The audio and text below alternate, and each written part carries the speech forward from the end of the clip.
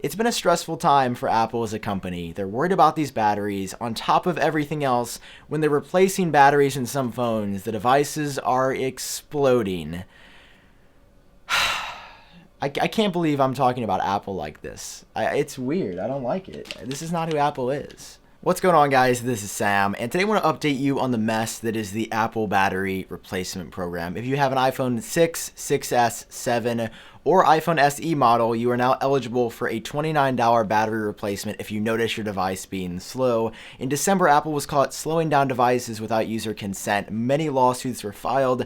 Apple eventually wrote a letter talking about the issue, saying that yes, we are doing this. We are slowing down old devices with old batteries. If you missed my video on the topic initially, I'll leave it linked up here in the top right hand corner of the screen. Now they're running out of batteries for some models. They can't keep up with how many people want their batteries replaced. Phones are exploding, and I want to talk about all of that right now. The battery replacement process is supposed to be pretty easy. You can either send your phone into Apple or go into an Apple store or set up a Genius Bar appointment, but there's a lot of issues that you can run into when doing one of these things. Number one, Apple stores don't have that much battery supply. Some models like the iPhone 6 Plus, Apple stores are saying they're not going to have batteries in for the iPhone 6 Plus until March or April of 2018. Other devices are 1 or 2 weeks out, like I think the iPhone 6 regular sized, the iPhone 6S, or even the iPhone 7 or the iPhone SE. They're a couple of weeks out. Some stores may have inventory the day that you walk in. You can get your battery replaced in maybe an hour or two, but a lot of Apple stores don't have enough batteries for the amount of customers coming in to get theirs replaced. And if you even try to be smarter about it by setting up a Genius Bar appointment, that's not going to work out that well either, because they are booked for weeks in advance. And a third option is mailing your phone into Apple, but then you physically don't have the phone anymore. You can't just walk in and get it. You can't change your mind.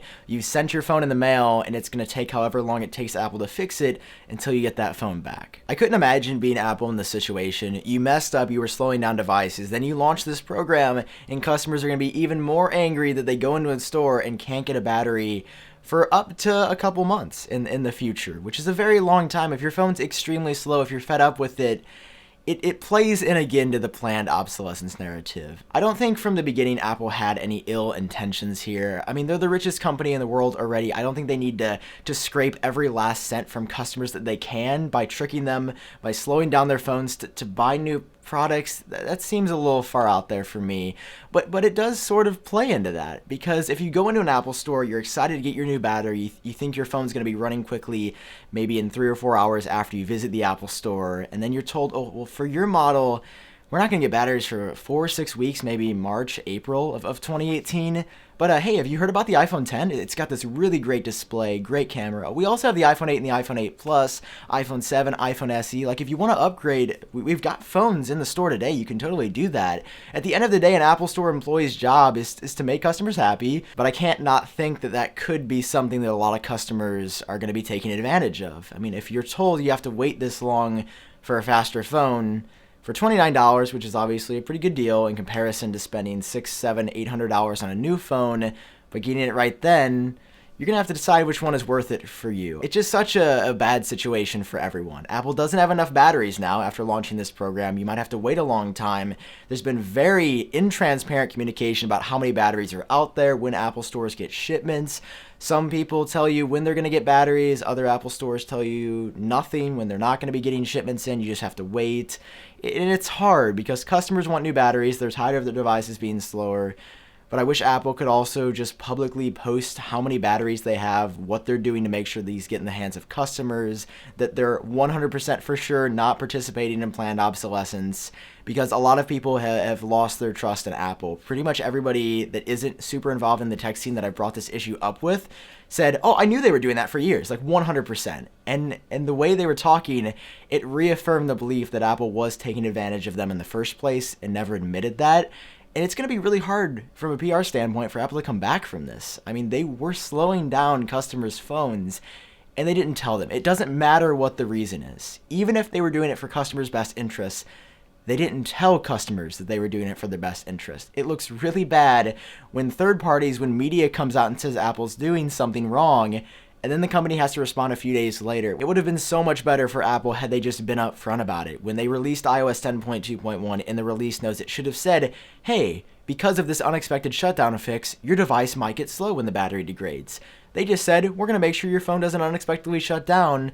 This is what we did to ensure that. It's been a messy process, and to make the situation that much worse, on top of not having enough batteries in the first place, on top of not having enough Genius Bar appointments, on top of the battery situation in general, 2 iPhones now have exploded while their batteries have been replaced.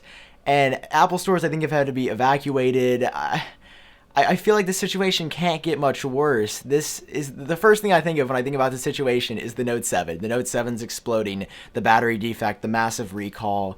This is sort of like a microcosm of that. It doesn't affect every single device like the Note 7 issue did, where the batteries were improperly made, they were exploding. That was a huge deal. They were banned from airplanes. But it's getting to the point where we're hearing every day about new issues, new complications with this battery program, that I feel like not much else can happen that can make Apple look worse. So iPhones are exploding now. There's only been a couple cases. I'm sure they're isolated. I hope we don't see more in the future because that could potentially blow up into something even worse. There's not enough batteries to go around. The demand is much, much higher than the supply right now. There's not enough Genius Bar appointments. Customers are going to continually get fed up with it. If I had an iPhone 6 and I went into an Apple store with a slow phone and I was told I had to wait weeks, I would be super upset because I was excited. I heard about this program and I have to wait a long time. Who knows if my phone will explode when it's being replaced. It's a disaster, and I hope Apple gets the handle on things soon. I don't know if I have any solutions for the issue other than to just be transparent about everything. I've pretty much only brought up problems today. I don't think I have all the answers. I don't know if Apple has all the answers, all the solutions. I think the number one thing Apple can do to improve the situation is to just be honest and open and transparent about everything. About Genius Bar appointments might be overbooked because everyone wants their batteries replaced. Like, talk about that. Say, hey, Genius Bar appointments might be in short supply. We're being honest with you about this. Hey, battery supply gonna be pretty low because everybody wants them. You might not get a battery replacement for a number of weeks for your device. Hey, a couple of iPhones have blown up. That's probably gonna happen because we're replacing so many batteries than we were before. Mistakes are gonna happen. Batteries are gonna be defective.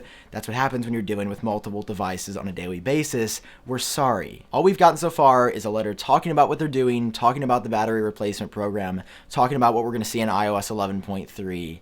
and how Apple never wants to have this happen again.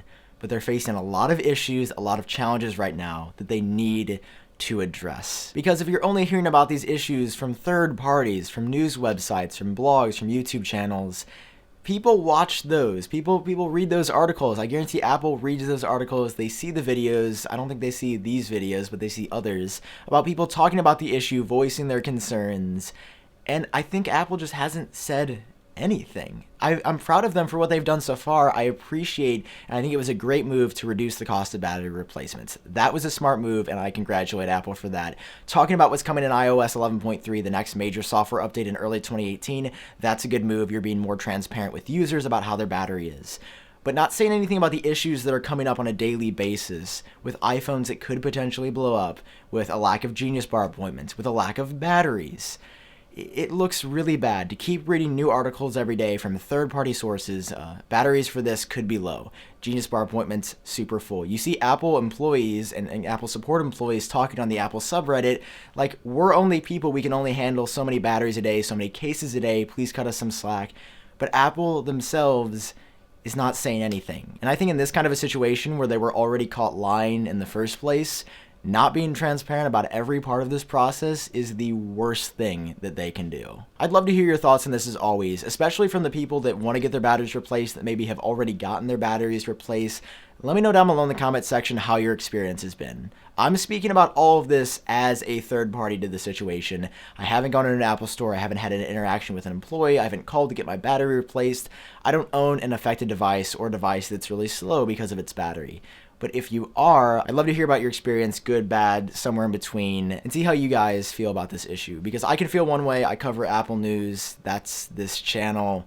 But I'm a third party looking in rather than somebody who's actually gotten their battery replaced and had a really good or really bad experience along the way. So let me know down below in the comment section. I really appreciate it. That's going to be all for this video. If you enjoyed watching, feel free to drop a like down below. And of course, hit subscribe for more videos like this in the future. If you'd like to help support the channel, you can head over to iupdateos.com/merch, buy a t-shirt or hoodie. That would be incredible. It would definitely help me out. I'm currently wearing the white anniversary shirt right now. And that's going to be all for this video. Thanks for watching. I've been Sam. Hope all of you are doing great, and I'll talk to you in my next video.